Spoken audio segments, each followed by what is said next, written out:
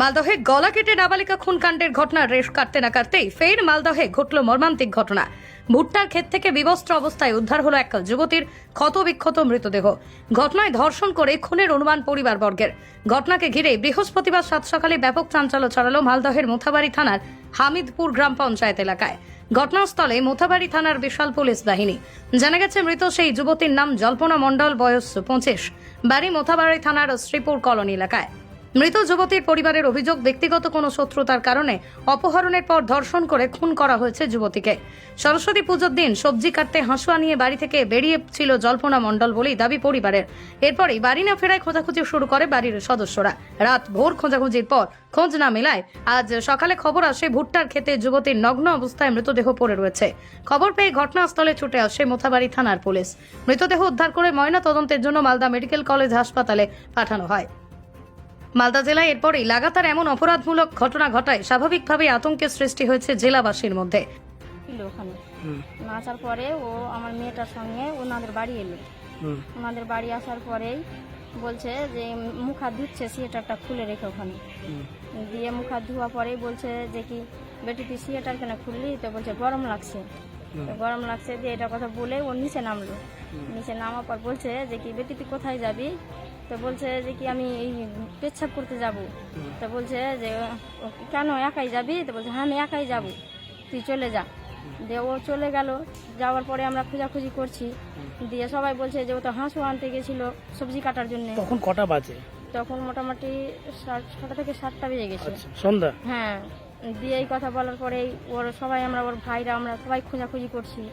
দিয়ে বলছে যে কি না এটা দিয়ে বেটি নামলো, নেমে চলে গেল ওদিকে আর আমাকে পাঠিয়ে দিয়েছে।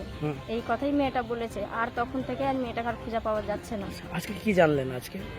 এখন আর কই কোথাও কিছু আজকে সকালে কি কিভাবে জানতে পারলেন? সকালে জানতে পারলাম যে সকালে ওর ভাইরা খুঁজছিল যে দেখি কোথাও এগুলাতে দেখে টেকে না হলে পুলিশের কাজ যাব। কোনো ছেলের তো সন্ধান পায় না, পালিয়ে গেলে তো ছেলের ঘটনা উঠে। কি জানলেন সকালে? সকালে এবার ওর ভাইরা খুঁজতে গেল, খুঁজে যে দেখছে যে এটা দিয়ে যাচ্ছে তো মাকাইগুলা কাটা কাটা আছে। মাকাইয়ের গাছগুলো ওটা লাইন দিয়ে যাচ্ছে তো আলটা ধরে মাকাইয়ের গাছগুলো কাটা কাটা আছে। তো মাকাইয়ের গাছগুলো ফের দুমড়াও আছে, মানে ভাঙা ভাঙা আছে। তো ওর ভাইয়ের সন্দেহ হয়ে গেল এই মাকাইয়ের গাছগুলো ভাঙা কেন আছে। গিয়ে দেখছে যে উলঙ্গ অবস্থায় পড়ে আছে। ও আর ঠিক থাকতে পারিনি, সঙ্গে সঙ্গে খুবই চেঁচিয়ে পর ওর ভাই ছিল অন্য জায়গায়। গায়ে কি কোনো কাটার চিহ্ন রয়েছে? হ্যাঁ কাটা আছে, পিঠের কাটা আছে। কি মনে করছেন?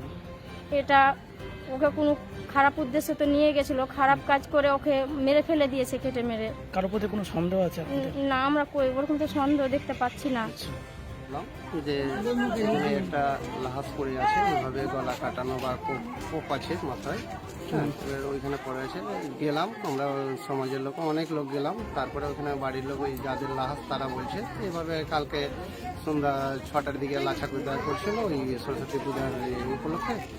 তারপরে আর ওখান থেকে খুঁজে পাই না। রাত্রে খুঁজতে অনেক সারা রাতে খুঁজেছে, পাইনি। সকালে মানে কেউ দেখেছে ওখানে মাঠে, দেখে খবর দিয়েছে। তখন গ্রামের লোক আমরা যে দেখলাম যে লাশটা পড়ে আছে। এবার মোথাবাড়ি থানা থেকে পুলিশ এসছে, পুলিশ তদন্ত করছে। তদন্ততে কী হবে এখনও জানা নাই। হ্যাঁ, এখনও কেউ মানে কে ঘটনা কে করেছে এগুলো কোনো ইয়ে হয়নি। এটা তদন্ত করছে পুলিশের মতো দেখছে।